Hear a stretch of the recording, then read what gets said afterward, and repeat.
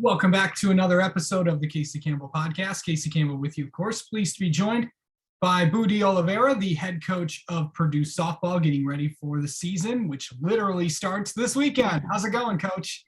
I'm doing well. How are you, Casey?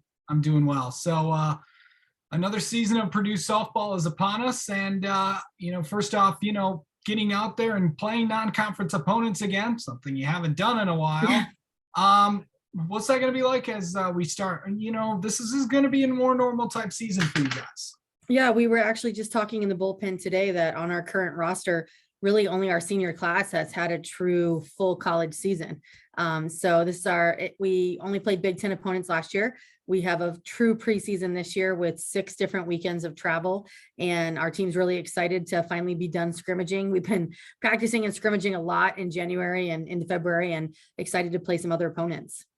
So yeah, just take me around the diamond. Tell me who's going to be out there for you guys. So right now we have a roster of 20.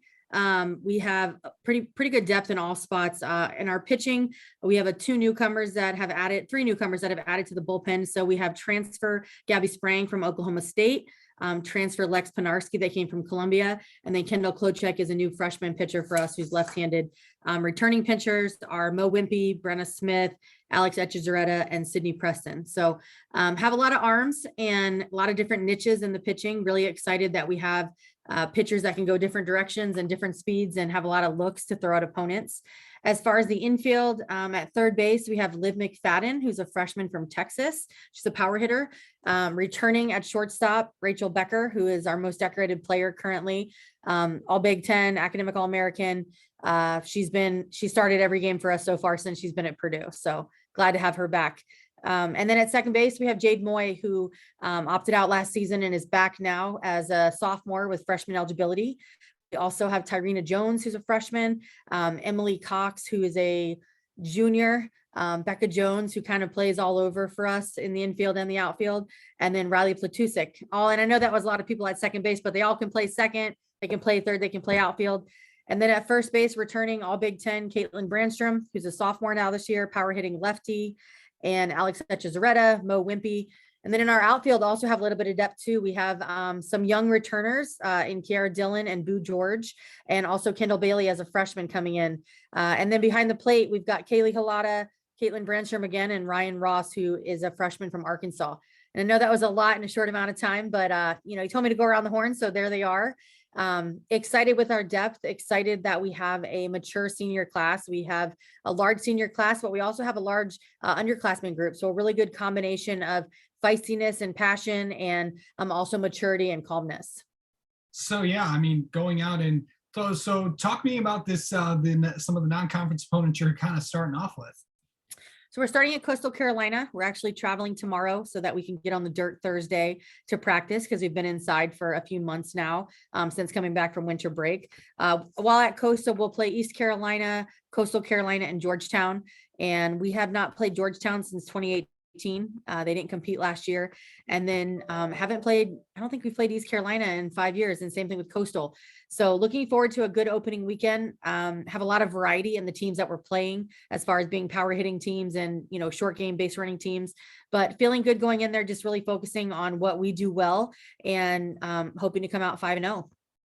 Yeah, of course. And I'm literally looking at your non-conference schedule. It's full of opponents, from Boston to Georgia to Drake and LSU, and then you guys played each other, a lot of teams all over the place. So kind of talk about that, how you did your schedule a little bit. We're excited about our preseason. We really put together as a staff a schedule that we feel like will put us in a good position RPI wise, and put us in a good position to be ready to compete and compete to be the Big Ten champions, and then also put us in a position to make postseason. So have some really good RPI games, have some challenging games, and then, have some games that are just going to test what we can do well. So excited about that. We start off at Coastal next week, and we go to Georgia, and then LSU, followed up by Florida Atlantic down in Boca Raton. And then we have a combo weekend for our spring break, which is Madeira Beach and South Florida. So a lot of, warm weather climates. We stay on the same time zone for the most part, which is nice. It's a tough schedule when you're traveling for 5-6 weeks straight and competing at a top 5 academic school. So feel like we have a good, well-rounded schedule, and we're excited to get going. So kind of talk about, what you guys need, because looking at the conference schedule that you have, it's pretty good as well. And then you also, the tournament's back again. Yeah, the tournament's back at Michigan State this year. So we're excited to have the conference tournament again. And then just as far as, the Big Ten schedule, we're excited about our schedule. We've got some great home weekends. We also have non-conference against Notre Dame. And we're definitely going to be challenged, but we're up for the challenge. And we keep talking about, talk things into existence and, no tiptoeing into the water. You just got to cannonball in and commit. And our team is really committed to just going hard. Big picture, we understand what the big picture is. Everybody understands the big picture of winning, but we're really just focusing on one pitch, a game, one game a weekend, and then one weekend, going throughout the season. So right now we're really just focused on game number 1 against ECU, and then we'll worry about game number 2 after that one. So, and then really you're looking at where do you think the Big Ten is at in strength of softball? Because I know you guys all played each other, but where do you think the conference is at?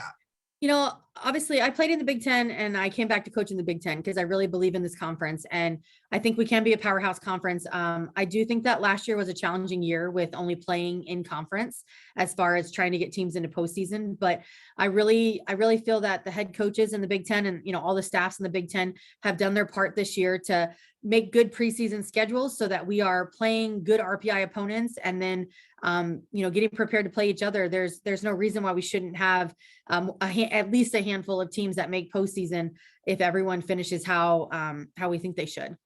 All right. Oliveria, thank you so much for coming on and talking with us, and good luck this weekend as Purdue kicks off. Thanks so much, Casey. Have a nice day.